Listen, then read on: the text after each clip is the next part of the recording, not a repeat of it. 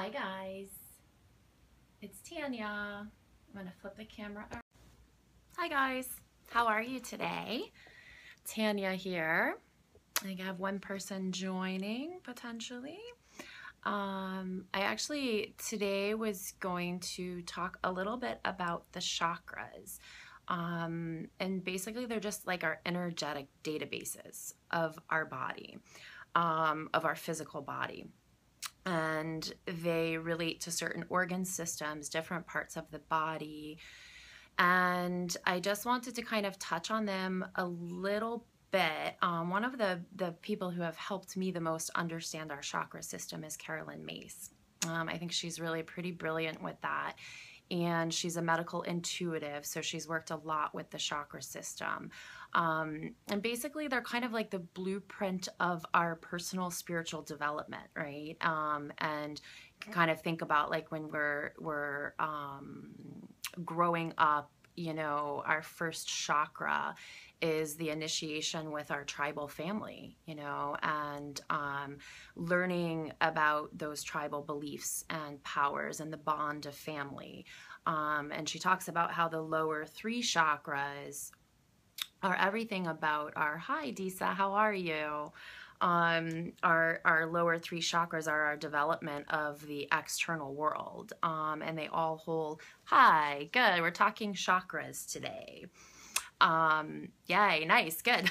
Some nice hearts. We like the chakras. So yeah, it's just basically like a blueprint for our personal development. And our lower three chakras kind of deal with our external power. And, you know, like the base chakra, our root chakra is that tribal power, right? And so we're learning that in our family.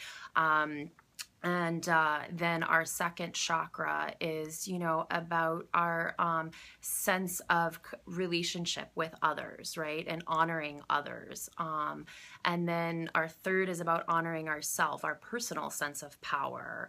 And our heart chakra is about learning that universal truth that love is the most powerful energy. And then our, you know, our fifth chakra, our throat chakra is basically our like aligning our personal will with divine will. And I love, she actually talks about a lot with addictions, deals with the fifth chakra.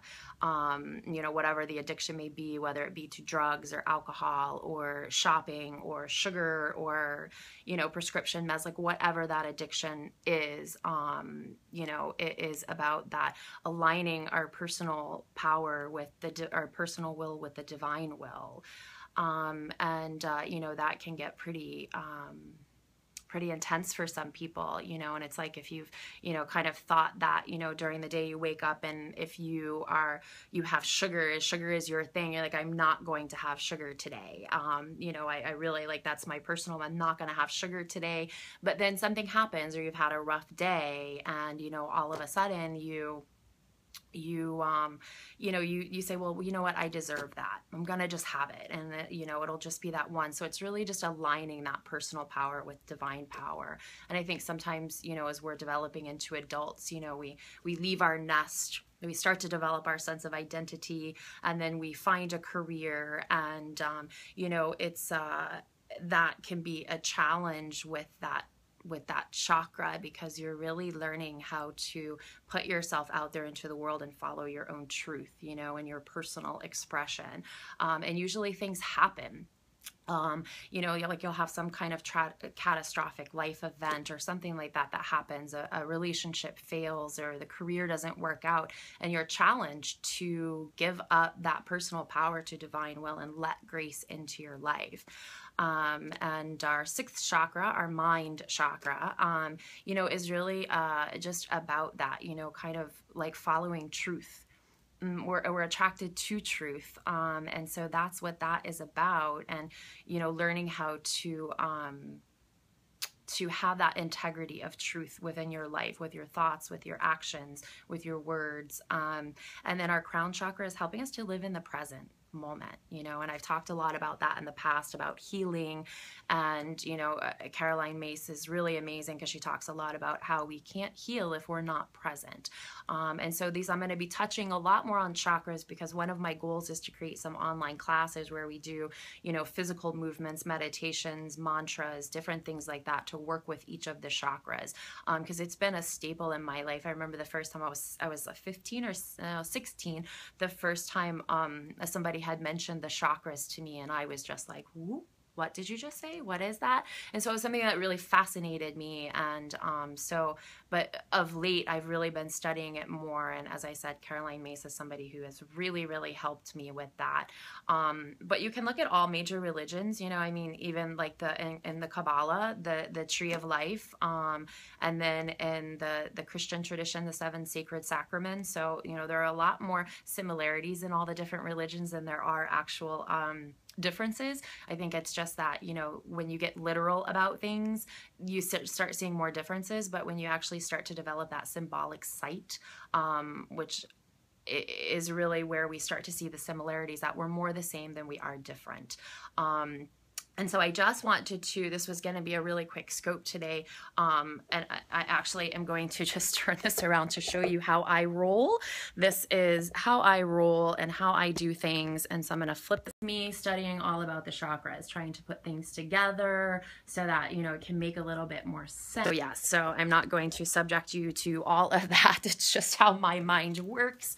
I love to study. I love to learn, especially about, you know, like I said, how we can live our best life and thrive and heal.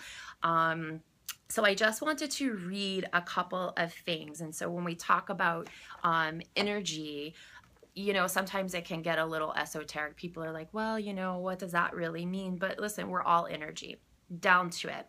And everything is vibrating. Everything is just made up of atoms and molecules. And, you know, when you talk about physical form, physical matter, it's just, these are vibrations. This is energy that is subject to the nature of gravity. It vibrates slower than the speed of light. It is in a positive space-time continuum, whatever. Like, I'm not going to get into that because that's something I would have to learn more about. But basically it vibrates at as the molecules are vibrating slower than the speed of light. They're subject to the nature of gravity, which means that you can see it. So we can touch it, we can see it. I can, you know, this is vibrating slower than, you know, the subtle body is. And so that's why it becomes matter. And so, you know, subtle energy is vibrating faster than the speed of light. It is vibrating in a negative continuum, right? And so so basically there's nothing that we can do that we can't say that energy is not involved, right? And so that's what I love about holistic medicine, is that it deals a lot with the energy body. It looks at the body as a whole versus just looking at the symptoms and treating the symptoms without participation from the patient, right? You know, because when we're given a pill by the doctor and we just take that pill, we're not taking responsibility, although we may need that pill for whatever reason. But I think there's also a part of responsibility that we have, you know, to do different energy works, and, you know, whether that's meditation or yoga or, you know, visualization, different things like that. So I just had a couple of things here that I just talking about holistic medicine. I'm super passionate about this because I've had personal experience with losing somebody that was really just down the road of traditional allopathic medicine. So this is the book Anatomy of the Spirit by Caroline Myss. So holistic and conventional medicine take two different attitudes toward power, active and passive.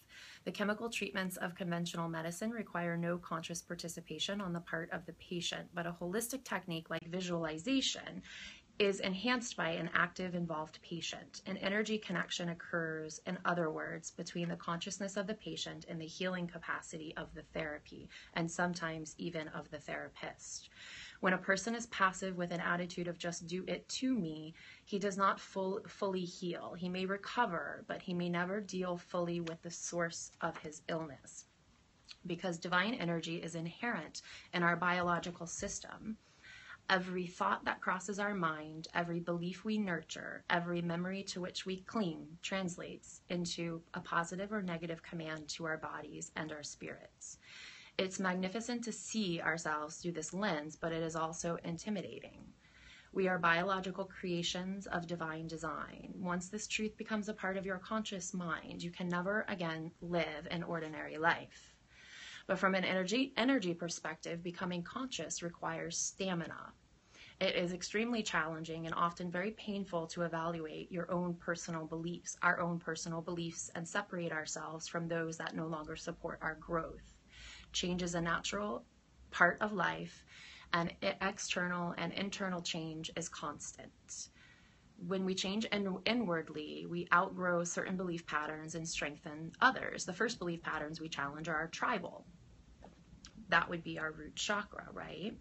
So we are attracted to becoming more conscious, but at the same time, we find it frightening because it means we must take personal responsibility for ourselves and for our health, career, attitudes, and thoughts.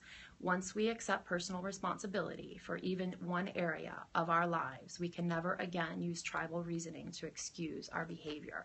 So I got into the root chakra, Muladhara, a little bit, which is our sense of tribal power, right? And so I'm going to hopefully come back tomorrow and do a little bit more work with the root chakra. So I find the energy system like completely fascinating because it's just, we're bioelectric beings. And so I'm excited because I think that's where our the medical work is going to be moving in the future. I really do believe a lot of the people that say we're moving into the energetic era. And so I find it quite fascinating. And so that was it. I just wanted to do really quick, say hello, kind of put it out there into the world what some of my intentions are, and doing my periscopes and putting them on YouTube and kind of the online version of my website. So hopefully that is what I will be doing, is working on this. And so with our root chakra, I'll just kind of leave you with a question to ask yourself, is that what do you do to honor your body, right? The root chakra is about physical grounding and your sense of tribe and belonging. So what is it that you do to honor your body? And then just kind of put that question out there into the world and see what happens with that.